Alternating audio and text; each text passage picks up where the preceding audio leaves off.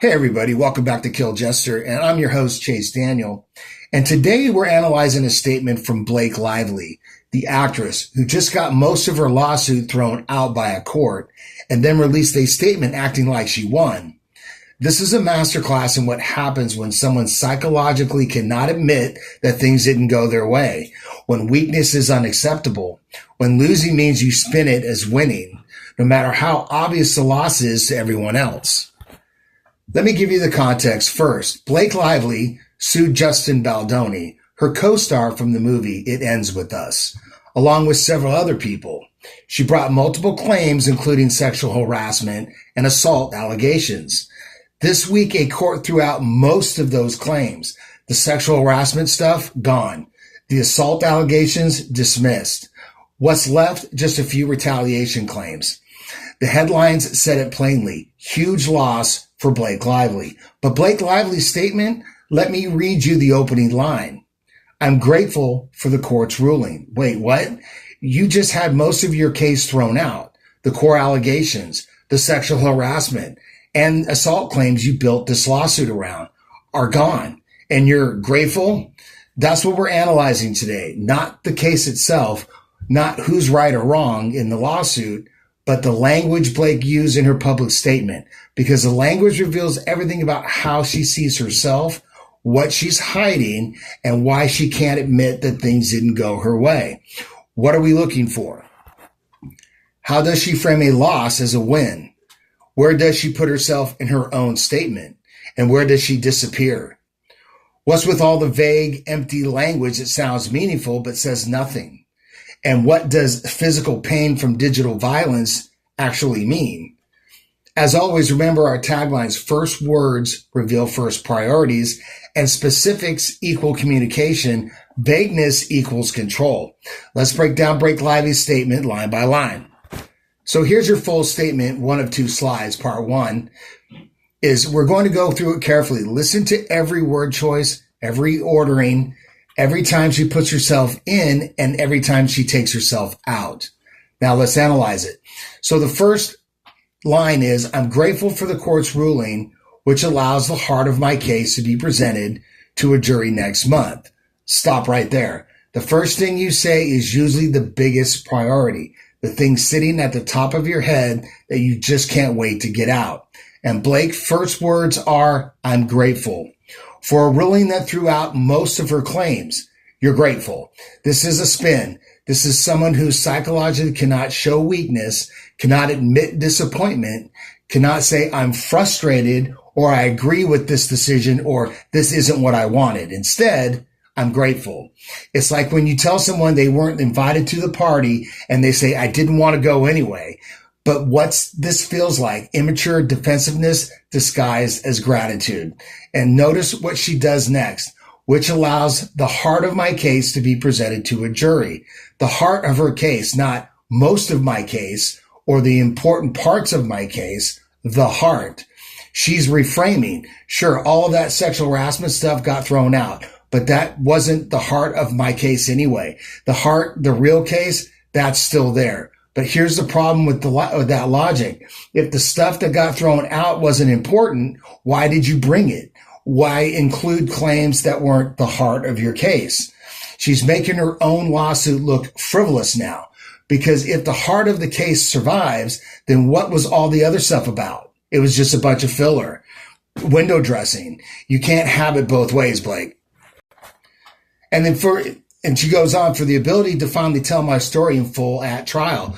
Notice the language, my story, not the facts, not what happened to me, not my experience, my story. Now, a story can mean facts. A story could be factual, but the word story is most often associated with fiction, with narrative, with something constructed. I'm not saying Blake is going to tell fiction to the court, but she's using language that's closer to storytelling than fact-telling. And she's going to tell my story in full at trial. But notice it's not, I am going to tell my story. It's the ability to finally tell my story. This is trial actually going ahead, or is there wiggle room here? I have the ability to tell my story doesn't mean I will tell my story. It's vague. It leaves room for settlement, for calling the whole thing off. And she'll tell it for my own sake and for those who don't have the same opportunity to tell their own story. Wait, let's look at that ordering. For my sake comes first, then for those who don't have the same opportunity. When you list things, the most important one usually comes first. So Blake's first priority is herself, her own sake, then other people. And this is classic image management. This is what I see in deception all the time. When someone's getting criticized, their actions are being questioned. They say, look, I'm not trying to do this for me. I'm doing it for other people too. It's performative altruism. I'm doing this for the countless people who don't have my opportunity. I'm a hero. I'm selfless. But the ordering betrays the truth. For my own sake first, others come second. If this was really about helping others, why not say, I'm doing this for everyone who's been through this, including myself? Because it's not. It's about her. And the for others part is image management. Blake continues, the last thing I wanted in my life was a lawsuit. Okay, if a lawsuit is the last thing you wanted in your life, here's a great way to not have one. Don't file one. But Blake continues, but I brought this case because of the persuasive retaliation I faced and continue to for privately and professionally asking for a safe working environment for myself and others. Again, I didn't want to do this, but I'm doing it for other reasons. This is an excuse making before anyone even asks for an excuse. And notice she says she brought this case because of the persuasive retaliation. Retaliation, not sexual harassment, not assault, but retaliation. That's interesting because the headlines about this lawsuit were all about sexual harassment allegations. But Blake is now reframing. I brought this case because of retaliation. Why? Because retaliation is one of the claims that survived the court's ruling. So now she's retroactively making that the focus. See, I won. The retaliation claims are still there. That's what this was always about anyway. But that's not how it was framed when the lawsuit was filed. This is revisionist of history, spinning the loss to look like a win. And again, look at the ordering in the sentence. For privately and professionally asking for a safe working environment. Privately comes first, professionally second. She wants this quiet. She wanted it handled privately. The publicity, that came second. That wasn't what she wanted. And for myself and others, again, herself first, others come second. Every single list Blake makes is this statement, puts herself first, every single one, to every single time. Paragraph 3. I hope the court's decision shows others that as unfathomably painful as it is, you can speak up. Once more, this is being done for others. This isn't all about Blake. This is about everyone. But think about this logically. If the headlines say Blake Lively had most of her case thrown out, does that really encourage others to speak up?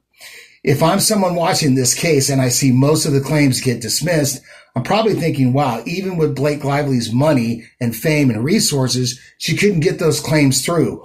What chance do I have? That's not inspiring. That's discouraging. But Blake hopes it shows others they can speak up. And notice the framing. As unfathomably painful as it is. Unfathomably painful. That's not exactly an incentive to speak up, is it? Hey, everyone, you should do this. It's unfathomably painful, but you should totally do it. And we're going to see pain come up a lot in this statement later. Pain, painful, physical pain. She's telling you this is painful, but she's also telling you she's grateful and winning. So which is it? She continues, don't be distracted by the digital soap opera. This is commanding language, not I would advise you or I hope you won't be distracted. It's don't be distracted. This is someone who's used to telling people what to do. Direct, commanding, not softness, no friendliness. And notice that word digital. She could have just said, don't be distracted by the soap opera, but she adds digital. That word is going to come up again and again in this statement. Digital violence, digital warfare, digital manipulation, Digital is on her mind. We'll come back to that in a little bit. The constant packaging of this lawsuit as a celebrity drama is not only irresponsible, but it is by design to keep you from seeing yourselves in my story. My story, again, not the story, which would include Justin Baldoni's side and the other people involved as well, the full picture, but it's still my story.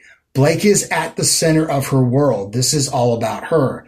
And she's claiming the media package this as celebrity drama is by design. By whose design? Who's designing this? She doesn't say. It's vague, conspiracy-like. Are you doing this by design to keep you from seeing yourselves in her story? Again, herself is at the center. She continues, the physical pain from digital violence is very real. Okay, let's stop here for a second. What does this mean? The physical pain from digital violence is very real. If she said the pain from digital violence is very real, okay, I get it. Mental anguish, stress, emotional pain from online harassment, that makes sense. But physical pain from digital violence, how? How does digital violence cause physical pain? She doesn't explain. She doesn't give examples. She just states it as fact and moves on. And notice Blake is not in this sentence. She doesn't say the physical pain I've suffered from digital violence is very real. She doesn't say I have experienced physical pain from this. It's just a general statement. The physical pain from digital violence is very real. This could be about anyone, for anyone, no one specific. She removed herself from this claim. Why? If she suffered physical pain from digital violence, why not just say so? Because this is a vague positioning. This is saying something that sounds meaningful without committing to anything specific. Then it is abuse and it's everywhere. Not just in the news, but in your communities and schools. Again, Blake is nowhere in this sentence. She doesn't say, I have been abused. She says it is abuse. General, abstract, not about her. And it's everywhere, not just in the news, but in your communities and schools. Blake is a celebrity. This is a news story to her. She's famous. She lives in that world. So it's not just in the news where she is, but in your communities and schools where regular people are. She's separating herself from regular people. She's aware of her celebrity status, and she's nowhere to be seen when she talks about abuse. Why would that be? If she felt abused, she could just say so, but she doesn't. The next line, if you're looking at my claims, won't be the first or last time you'll see examples of the extreme dangers of retaliation in digital warfare. My claims, not my experiences, not what happened to me, not what I went through. My claims. A claim is something you assert. It's legal language, but it's also vague, less certain than experience or what happened. If you're looking, my claims won't be the first or last time. And what are these extreme dangers? Dangers mean potential harm, not actual harm. If you walk along a cliff edge, that's dangerous. But if you don't fall, you haven't suffered anything. So extreme dangers of retaliation in digital warfare, what does that actually mean? What are the dangers? What happened? She doesn't say. There's no examples. No specifics. Just extreme dangers of digital warfare. What is digital warfare? She never explains. It's empty language. It sounds serious and meaningful, but it says nothing. So we'll move on to the last portion of the statement. Blake continues, pay attention to all the ways we can be manipulated online. Digital manipulation has been boasted as untraceable. Okay. Again, commanding language, pay attention. Not you might want to pay attention or I hope you'll pay attention. Just pay attention in order. And digital manipulation has been boasted as untraceable. Untraceable. That's an interesting word choice. You know who's been trying to trace people online? Blake Lively. This statement was sent to me by someone who Blake Lively tried to track down and find all their information. She was doing her own tracing of people online. So untraceable is on her mind. Interesting. She continues, if you have kids on phones, there are some of the most vulnerable. Protect them. Have conversations with them. More commands. Protect them. Have conversations with them. But protect them from what? Have conversations about what? She doesn't say. It's vague. It's broad. It's meaningless. Kids on phones are vulnerable. To what? She never says anything specific. This whole section is empty warnings with no substance. She continues, studies estimate that between 16% and 58% of women have experienced online abuse or stalking, with 97% of gender-based violence services providers reporting technology-facilitated abuse in their case. Okay, this paragraph comes completely out of nowhere, but until now, everything has been broad and general. It affects us all, everyone across the political spectrum, nothing gender-specific. And then suddenly statistics about women, gender-based violence, technology-facilitated abuse. This paragraph could belong to any report on online harassment. It has nothing to do with Blake's case. It's just there, inserted randomly, and then it's gone. She never mentions gender-based violence again. It just appeared for one paragraph and then disappeared. Why? Because it sounds good. It sounds serious and important, but it has no connection to anything she's actually talking about. It's filler. It's window dressing to make the statement sound more substantive than it is. She continues, so much critical work has already been done to expose systems, tactics, and players who harm. Systems, tactics, and players. Notice the ordering. Systems first, tactics second, players last.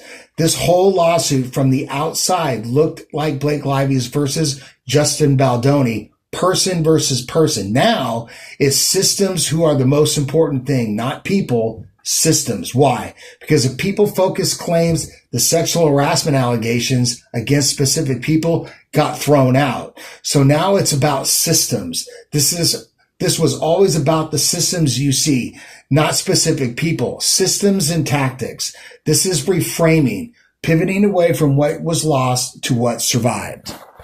She continues, the work to create more safety is in part at trial, but it will also continue far after this trial is over. This is the work I'm most proud of. Wait, what work? The work to create more safety is in part at trial. Is she saying the trial itself is work to create safety? That's not what trials are for. Trials are to address wrongs, determine facts, not to create safety. And it will also continue far after this trial is over.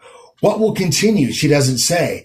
This is the work I'm most proud of. What work? She hasn't described any actual work, just vague references to work that exists in the future. And notice Blake is not in the earlier part of this sentence. She doesn't say, I am doing the work to create safety, or I will continue this work. She removes herself from the action because when it comes to taking credit, this is the work I'm proud of. Suddenly she's back in the sentence. She takes credit for work she hasn't described and isn't claiming to be doing. She continues, I couldn't begin to stand up if not for the countless who've gone before me. I couldn't begin to stand up. That's future focus, not I couldn't have stood up, past, or I wouldn't be standing up, present. I couldn't begin to stand up. It's passive. It's not active language. And the countless who've gone before me and the masses who are still around us creating laws, social change, sparking conversations, rallying, working privately and publicly. What laws? What social change? What conversations? Rallying about what? She doesn't say. It's all abstract, vague, and empty. And notice working privately and publicly. Privately comes first again, public second. She's focused on what's happening privately, what's hidden, what we don't see. She continues, risking and sometimes losing everything for the safety of others in all spaces. The safety of others in all spaces. This is so broad, it means nothing. We're all others. We're all in spaces. What safety? What spaces are we talking about? There's nothing. It's hot air. Vacuous language that sounds meaningful but says absolutely nothing. Some of those names we know, most we don't. Thank all of you. Again, anonymous people whose names she doesn't know. This has come up repeatedly. Untraceable people, names we don't know, working privately. Anonymous, hidden people fascinates her. They're on her mind. Why? What's happening privately that we don't see? What name is she thinking about that we don't know? This keeps coming through in her language. Things over here, unsaid, not spoken about, hidden. I will never stop doing my part in fighting to expose the systems and people who seek to harm, shame, silence, and retaliate against victims. I will never stop. Future focused, not what she's doing now, what she will do. And never is a weak word. When someone says, I will never do X, ask them for something more concrete, because never is vague and unmeasurable. And notice systems and people. Systems first again, people come second. This lawsuit was framed as being about specific people doing specific things. But now that those claims are gone, it's about the system. The reframing is complete. I know it's a privilege to be able to stand up. I will not waste it. It's a privilege to be able to stand up. It's a privilege to stand up. Being able to do something is not the same as doing it. I'm able to run a marathon. Doesn't mean I'm gonna. She's talking about compatibility, not action. Your support keeps me going. B, your support keeps me going. This is image management. Look how many people support me. Look how popular I am. They're all on my side. She signs it with B, just the initial, casual, friendly, and relatable. But the statement itself, it's commanding, it's vague, it's self-focused, and it's empty. So what did we find in Blake Lively's statement? Pattern 1, spinning loss as a win. I'm grateful for the court's ruling that throughout most of my claims, this is someone who psychologically cannot admit disappointment or weakness. Everything must be framed as a victory, even when it's obviously not. Herself first is always, for my own sake, and for those who don't have, for myself and others. Every single list puts Blake first, every single time. Vague, empty language, digital violence, digital warfare, extreme dangers, systems, tactics, and players. What systems, what tactics? What does any of this actually mean? She never says. It's all abstract. It's all meaningless. Commanding language. Don't be distracted. Pay attention. Protect them. Not suggestions, not advice. They're commands. This is someone used to telling people what to do. Pattern 5. Disappearing from abuse claims. When Blake talks about abuse, pain, or harm, she removes herself from the sentence. The physical pain from digital violence is very real, not I experienced physical pain. It is abuse, not I was abused. Why? If she's experienced these things, why not just say so? Reframing after the loss. Sexual assault and harassment claims thrown out. This was always about retaliation and systems anyway. That was the heart of my case. But that's not how it was framed initially. This is revision of history. Pattern 7, future focused, not present. I will never stop. I couldn't begin to stand up. Not what she's doing, what she will do in the future. It's vague and unmeasurable. Privacy and hiding obsession. Privately and professionally, untraceable. Names we don't know, working privately. Anonymous, hidden things are on her mind. What's happening that we can't see? Performative altruism. I'm not just doing this for me. I'm doing it for everyone. Classic deflection when someone's actions are being criticized. Random gender stats. One paragraph about women's experience with online abuse. No context, never mentioned again. It's just there to make the statement sound more substantial. The overall pattern, image management. Blake Lively cannot admit that things didn't go her way. She can't show weakness. She can't say, I'm disappointed. So she spins defeat as victory. She hides behind vague, empty language. She commands you to see things her way.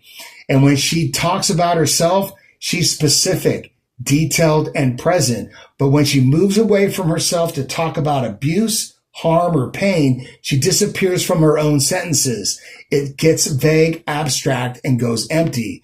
This is someone who speaks with authority about one thing, herself. Everything else is hot air. So what can we learn from Blake Lively's statement? What patterns can you apply when you're listening to people in your own life? Lesson 1, when someone can't admit they lost, they'll spin it as winning. Blake got most of her case thrown out, but she's grateful for the ruling. That's not gratitude. That's psychological inability to admit weakness. In your life, when someone experiences an obvious setback, but frames it as a victory, I didn't want that job anyway, or it's better this way, or I'm grateful this happened, that's not acceptance, that's ego protection. Real acceptance sounds different. It sounds like, this sucks, but I'll get through it, or I'm disappointed, but I don't understand. When someone spins loss as winning, they're telling you, my ego can't handle admitting a loss. Second, watch the ordering list. Every single time Blake listed priorities, she put herself first, for my own sake and for those who don't have, for myself and others, privately and professionally. The first thing you mention is usually the most important thing to you. In your life, when someone says, I'm doing this for you and for me, they're doing it for themselves first. You're secondary. When someone says, I care about our friendship and my career, career comes first. The ordering reveals the priority. Almost always. Lesson 3. Vague language means they're hiding something or have nothing to say. Digital violence, extreme dangers, systems, tactics, and players. What does any of that actually mean? Blake never explains. Vague language is either hiding specifics or covering up the fact that there are no specifics at all. In your life, when someone talks in abstractions without giving examples, ask for specifics. You're always doing that. What specifically am I doing? Everyone thinks this. Who's specifically thinking this? There are systems in place. What systems specifically? If they can't or won't give specifics, they're either hiding something or making it up. Lesson 4, command disguised as concerns are still commands. Don't be distracted. Pay attention. Protect them. Blake isn't offering advice. She's giving orders. In your life, when someone tells you what to do but frames it as caring or concern, it's still controlling behavior. You need to stop doing that. Isn't that the same as I'm worried about you? Can we talk? What one is in the other is in a conversation. Pay attention to commanding language. It reveals how someone sees the power dynamic between you and them. When someone removes themselves from their own story, they're distancing from responsibility. Blake talked about abuse and pain, but never said, I was abused or I experienced pain. She removed yourself from those sentences. In your life, when someone describes a situation but removes themselves from the mistakes were made, instead of I made a mistake, they're distancing from responsibility. The relationship ended versus I ended the relationship. Things got out of hand versus I lost my temper. When people remove themselves from their own stories, they're avoiding accountability. Lesson 6, performative altruism is a red flag. I'm not just doing this for me. I'm doing it for everyone who can't. This is what people say when their motives are being questioned. In your life, when someone's actions are being criticized and they're subtly claiming, I'm doing this for others, not just for me, that's deflection. Real altruism doesn't need to be announced. It just is. Performative altruism is image management. It's don't criticize me. If you criticize me, you're going to criticizing all the other people I'm supposedly helping. Watch for it. It's manipulation. Future promises are cheaper than present actions. I will never stop. I couldn't begin to stand up if not for. Blake talks about what she will do, not what she is doing. In your life, when someone makes big promises about the future but has no present action to show, the promises are meaningless. I will always be there for you. Are they there for you right now? I'll never let you down again. What are they doing differently today? Future promises are easy. Present action is what counts. So in closing, Blake Lively's statement is a perfect example of what happens when someone psychologically cannot admit they lost. She had to spin it. She had to frame it as a win. She had to make it about systems and the heart of the case instead of most of my claims got thrown out. Because weakness is unacceptable. Disappointment is unacceptable. Losing is unacceptable. So she commands you to see it her way. She hides behind vague language. She talks about future promises instead of present reality. And when you break down the language line by line, you see exactly what she's doing. This isn't about Blake Lively specifically. It's about a pattern you can see in anyone who can't admit weakness, who can't admit things didn't go their way. The language always reveals it, vague instead of specific. Future instead of present, commands instead of conversations, herself first in every list, and most telling, disappearing from her own story when it comes to the hard parts. If you want to learn how to spot these patterns in everyday life, in statements, conversations, or explanations that don't quite add up, subscribe to this channel. I break down the language, patterns that reveal truth, because once you learn to listen for these patterns, you can't unhear them. Hit that like and subscribe button. Share this video with someone who's interested in statement analysis or understanding how people use language to manipulate perceptions. And if this breakdown helped you, leave a comment. I read those. Remember, first words reveal first priorities, and specifics equal communication. Vagueness equals control. Thanks for watching, and I'll see you in the next one.